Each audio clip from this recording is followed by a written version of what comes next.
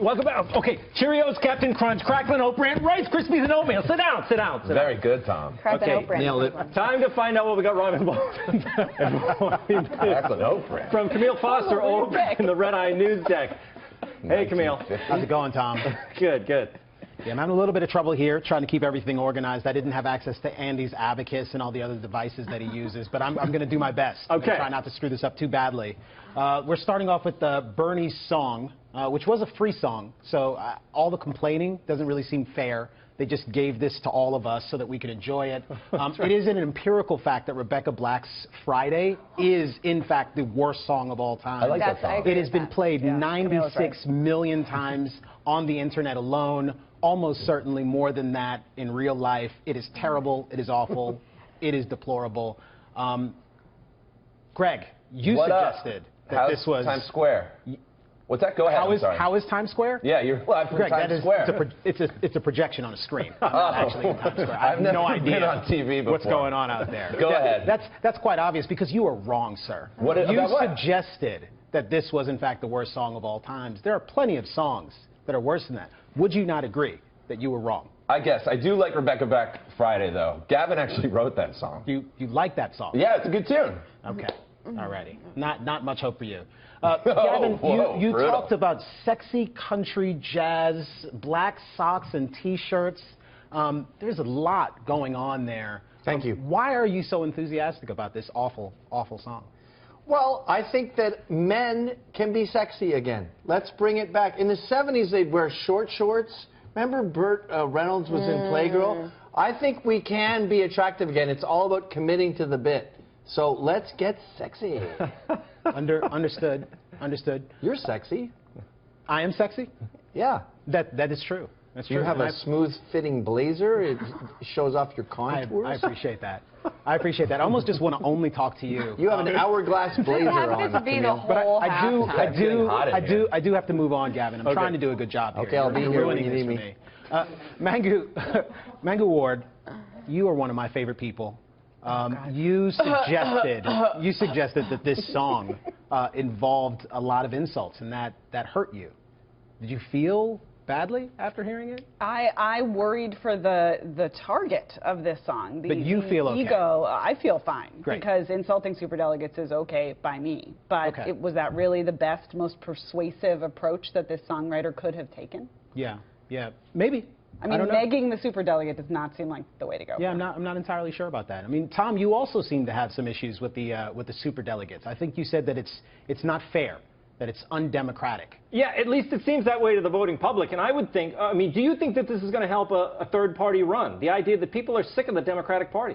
I'm not so sure. I don't know. I mean, certainly the animosity towards the Democrats and Republicans ought to be good for third-party candidates, and I think is generally good for America. But the real question here, Tom, is what are we going to do about all those other undemocratic things, like the Constitution and that pesky Supreme Court? I mean, those things aren't all that democratic either. I know. I guess you're right. It's like it's the checks and balances. We should be careful. Are you going to tell me we don't live in a democracy, but a constitutional republic? Yeah, that's it. If you can keep it, Tom. Yeah. If you can keep it.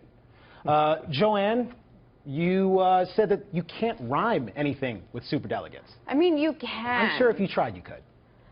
They did regret, which is an almost rhyme. Yeah. And you can rhyme phrases, not just other words, like Magellan hits kind of sounds like it's not a thing.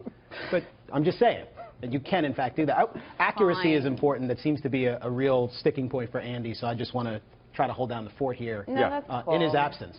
So the Trump-Sanders debate, the debate that may, in fact, not happen. Mangu, you said there were 57 debates. There were actually 500,000 debates. They're not over. They're still going on. I blacked out at some point, so I probably missed some. Yeah, I roofied myself to avoid watching them. I agree with you wholeheartedly. They should be for charity. It would be good. I think we would all benefit from that. Is there anyone that would not want to see this debate, though? I mean, this is a very good idea. Hillary Clinton. Yeah. There's one person. All the more reason to see it, then. And she has a lot of women's issues, so she should really get the money. Oh, that's true because the Donald suggested that all the money would go to women's issues. Yeah. Now, I may have screwed something up in the transcription here, Gavin, but I seem to recall you saying that Trump and Bernie are both populist, economically incompetent, hostile to immigrant labor. Trump is not uniquely dishonest, but appears to be uniquely devoted to lying.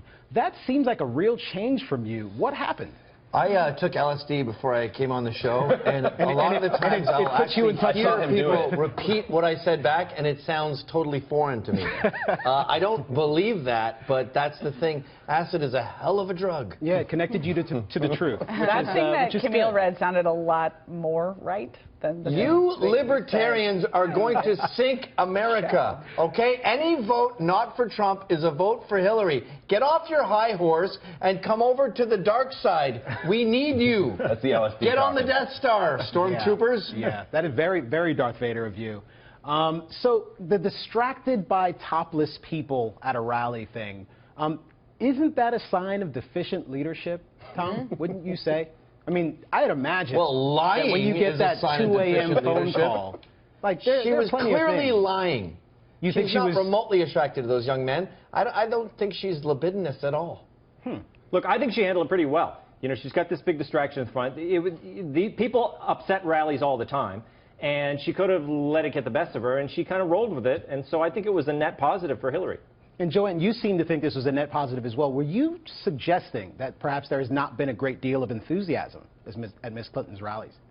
There hasn't been. I mean, we've seen footage of her own, like, cheerleaders trying to get people to clap along and chant stuff, and they just don't. So, yeah, this is a little more excitement. I mean, we're constantly covering Trump's rallies and Bernie's rallies, and finally Hillary's made the spotlight, so good for her. Megha Ward, just a moment. You follow the news very, very closely. Do you suspect that we will see more toplessness at political rallies? And is this a good thing? This is my question, what would happen if we have the genders and parties reversed? When we have the inevitable topless lady at a Trump rally, we will have reached peak Trump, because he will say something so unbelievably awful that the end times will arrive. Look forward. I love women. Peak Trump. What's the matter with boobies? That's all I got. That's all you got, Kmele? That's it. Okay, usually at the end, Andy says, I am done. He doesn't really mean it because he wants to go on, but we have to go. So he says, I am done with a little resentment. Can you do that? I'm done. Okay, we'll be right back.